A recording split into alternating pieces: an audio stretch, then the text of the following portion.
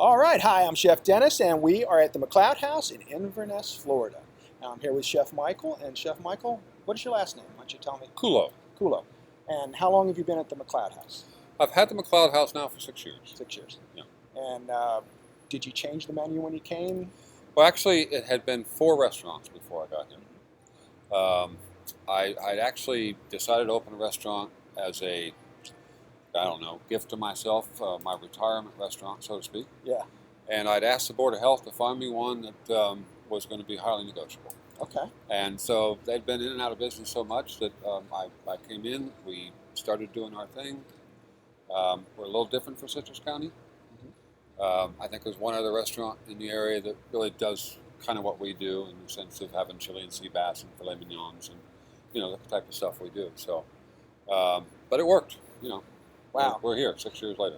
And a gift for your retirement. Some people wouldn't think opening another restaurant would be a gift of retirement. They would. Well, you're a chef. Yes. You're never going to stop cooking, are you? No. No. So That's what it. we do. And I know it is what we do, and I guess that's enough being said. But you came from another restaurant, and I think you said you were in St. Pete before?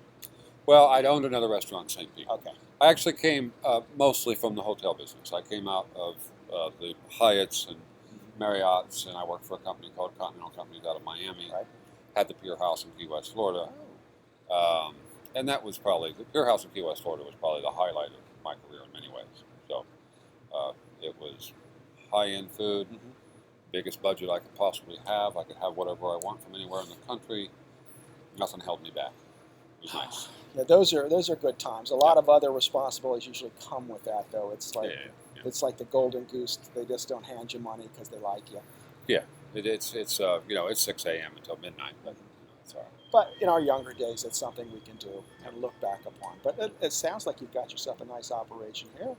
And how many seats do you have? Well, we have 38 inside, 38 outside. Very nice.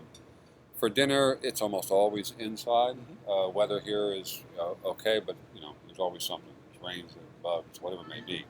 So the outside isn't quite as good to as we'd like, but the 38 inside is for dinner especially is what most people do. That's very nice, and sometimes more of an intimate setting leads to you being able to have more control on what you do, because you know we all have these grand ideas of bigger rooms and more covers, but with that comes a lot of other things you don't necessarily think about. So with 38 people, you can really provide them some very intimate, hands-on service where it's geared more towards personalized and really making each meal special.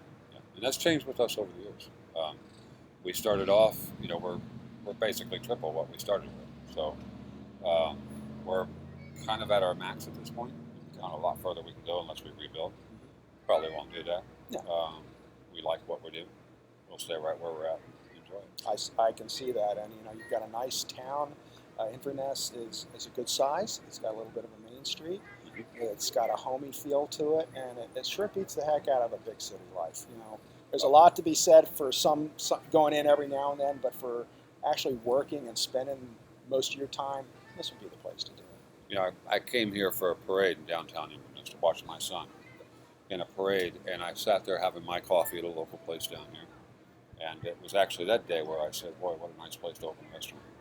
Wow. So that's what got it started, to be honest. And St. Pete is not really a bad place to be either, but this is really kind of more personal and this quiet. This is country. Yeah. It is. It is, and it's beautiful, and they seem to really have an affinity for nature. Oh, yeah.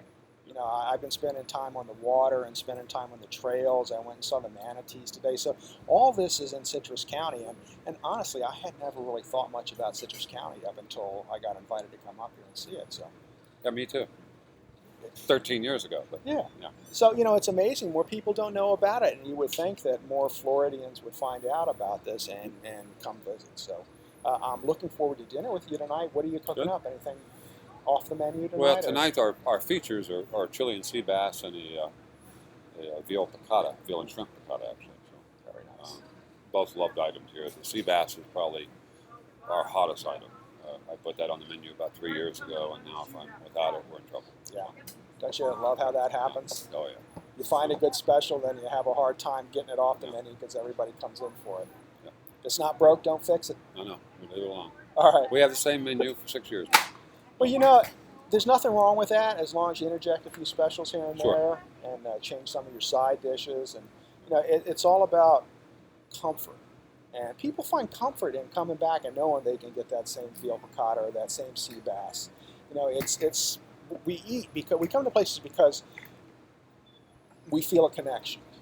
And knowing that they can get that food is part of the magic of coming in. Now, granted, some places are all about changing and flash and fusion, and it's like Oh, sure. every now and then to me that just like gets a little confusion. And I don't want that. I want to know I can come in and get what I want. If I want that sea bass, I know you're going to have it for me. Yeah. You're going to make it for me. And we're old school. Yeah, we're not going to be the, we have the creme brulee and the chocolate torte and, a lot of classic things. Yeah. And there's nothing wrong with that. I do some shows, and I've been revisiting classics, and people look at them sometimes like, oh my God, I forgot all about that. That was wonderful.